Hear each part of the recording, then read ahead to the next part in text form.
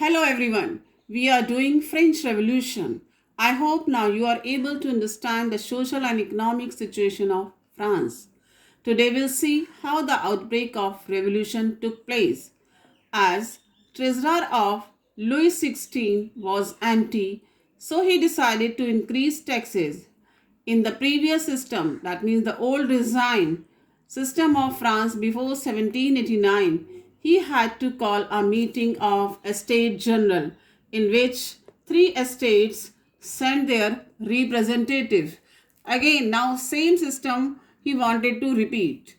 So Louis XVI called an assembly of the States General to pass his proposals to increase taxes on 5th May 1789.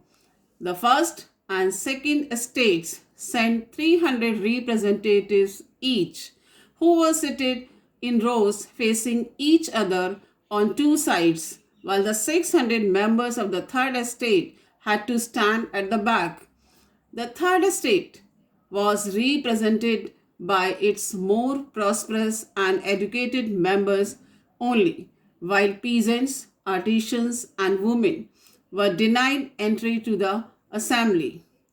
Voting in the State General in the past had been conducted according to the principle that each estate had one vote, and same practice to be continued this time. But members of the third estate demanded individual voting right, which where each member would have one vote. After rejection of this proposal by the king, members of the third estate walked out of the assembly in protest. And on 20th June, the representatives of the third estate assembled in the hall of an indoor tennis court, which you can see picture in your book also, in the grounds of Versailles, where they declared themselves a national assembly and vote to draft a constitution for France that would limit the powers of the monarch. Mirabeau, a noble, and Abbassius, a priest, led the third estate. While the National Assembly was busy at Versailles drafting a constitution, the rest of France was in trouble. Our trouble was severe winter, which destroyed the food crops, which resulted in increase in the prices. The bakers also hoarded. Hoarded means they have stored, they have controlled supplies of breads for making greater profit. After spending hours in long queues at the bakery, crowds of angry women stormed, that means attacked, into the shops. At the same time, the king ordered troops to move into Paris. On 14 July, the agitated, that means protested crowd stormed and destroyed the Bastille.